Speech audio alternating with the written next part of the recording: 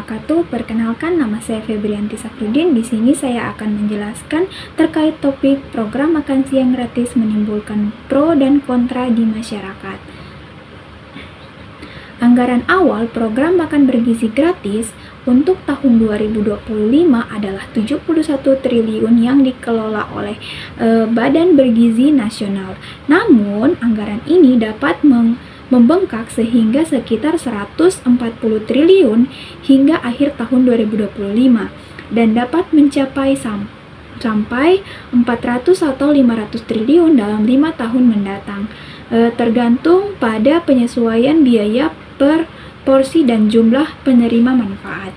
Nah, di sini saya sudah mengumpulkan data terkait program makan siang gratis yang menimbulkan pro dan kontra di masyarakat. Yang pertama, saya akan menunjukkan video terkait pro tentang makan siang gratis terhadap anak sekolah. Makan apa? Nasi sama garam.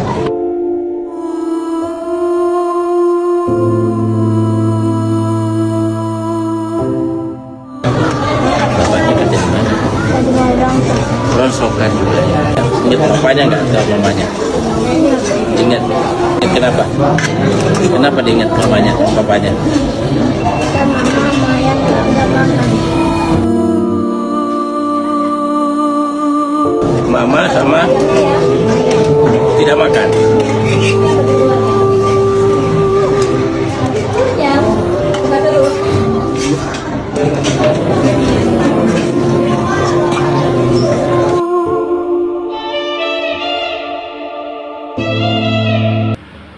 Nah, pada video tadi telah ditunjukkan bahwa ada sebagian anak yang sangat senang ketika mendapatkan makanan siang gratis di sekolah. Seperti pada video tadi, Bapak Abdul Qadir Karding bertanya kepada salah satu anak, dia di rumah makan apa? Dan anak tersebut menjawab bahwa ia hanya makan nasi dan garam. Bahkan ibu dan ayahnya tidak makan. Dari sini kita dapat melihat bahwa program makan siang gratis tersebut sangat membantu bagi sebagian anak yang kurang mampu. Yang kedua, saya akan menunjukkan video terkait kontra tentang makan siang gratis terhadap anak sekolah. Kita ke kabar lain, penyebab kasus keracunan akibat makan bergizi gratis yang menimpa ratusan siswa di Wates Kulon Progo, Yogyakarta akhirnya terungkap.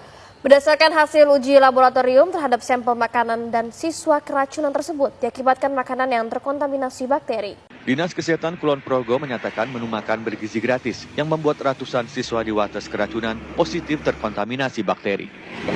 Kesimpulan ini didapat setelah dilakukan uji laboratorium terhadap sampel makanan hingga bekas muntahan dan feses siswa yang mengalami keracunan. Dari hasil uji lab, ditemukan bakteri jenis E. coli, Staphylococcus aureus, dan Bacillus cereus. Namun Dinas Kesehatan Kulon Progo belum dapat menyimpulkan mengapa dan di mana menu MBG bisa terkontaminasi bakteri lantaran terdapat banyak faktor yang bisa menjadi penyebabnya. Ada cairan muntahan kan kemarin, itu juga hasilnya positif. Ada kontaminasi, kalau yang satunya BAB yaitu juga itu, karena kalau tinja kan memang cenderung ada E. coli mungkin ya. Nah, jadi kalau kita melihat kasus keracunan makanan itu memang kita akan melihat secara detail, bukan detail ya, artinya secara urut begitu. Bisa itu mulai dari pemilihan bahan makanan, kemudian pencuciannya seperti apa. Penyimpanan itu juga merupakan faktor yang sangat penting. Sebelumnya 497 siswa di Wates mengalami keracunan usai mengonsumsi menu MBG. Para siswa mengalami gejala keracunan seperti sakit perut, muntah, dan diare. Kebetulan ini saya datang ke sekolah, jemput anak saya sekolah dan sedang dibagikan makanan bergizi. Inikah yang dimaksud bergizi? Lauknya hanya tempe sama acar timun. Di mana bergizinya ini? Terus nasinya nggak ada rasa, hanya ada kecapnya ini. Terus keras lagi. Coba lihat itu. Itu. dibuang-buang ini sama anak-anak, nggak dimakan ini sama anak-anak ini, nih nggak dimakan ini. Bagaimana ini? Katanya 4 sehat 5 sempurna, ini 4 sehatnya hilang, apalagi sempurna yang dapat nggak ada. 4 sehatnya 5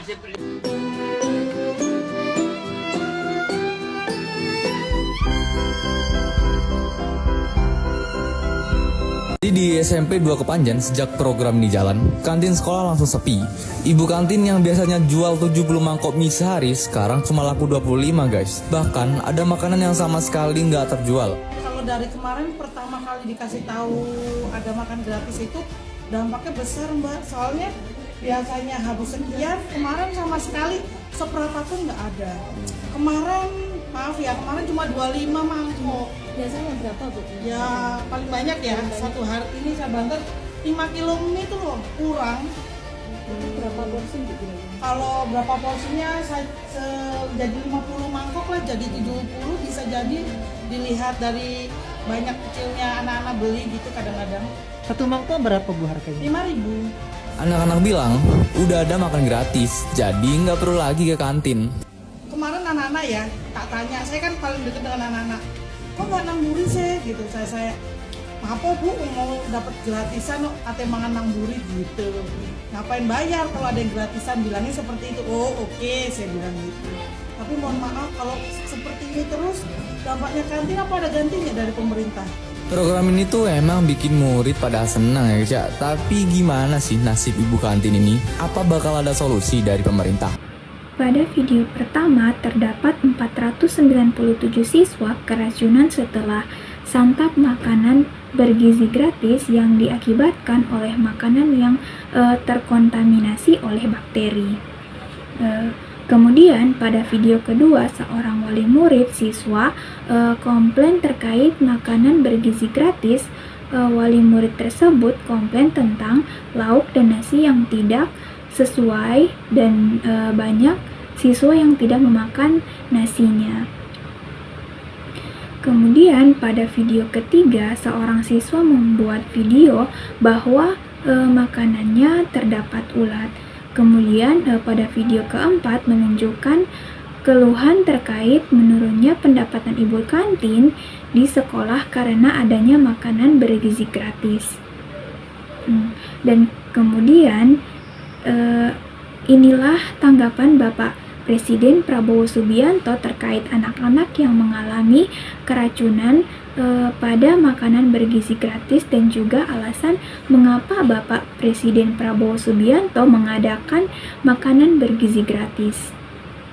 Yang keracunan hanya 200 orang kok dari 3 juta. Ya itu hanya sedikit aja kan. Well, itulah tanggapan Presiden Prabowo Subianto menanggapi marak kasus keracunan siswa setelah menyantap menu makan bergizi gratis. Katanya sih ketika meninjau program MBG memang ada beberapa pemicu terjadinya keracunan seperti karena alat makan yang tidak bersih dan ada siswa yang tidak cocok dengan menunya seperti susu. Hal ini disampaikan beliau pada sidang Kabinet Paripurna di Istana Senin 5 Mei 2025.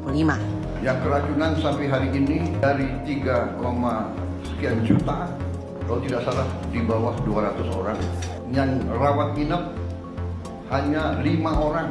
Jadi bisa dikatakan yang keracunan atau yang nggak perutnya nggak enak sejumlah 200 orang itu 200 dari 3, sekian juta. Kalau tidak salah adalah 0,005. Berarti keberhasilannya adalah 99,99%. Bidang pekerjaan apapun, kalau 9,99% keberhasilan, oke dong. 25% anak Indonesia tidak makan pagi tiap hari. Saya keliling di daerah-daerah, saya ketemu anak-anak yang jemput saya pakaian SD putih merah. Saya tanya, usia kamu berapa?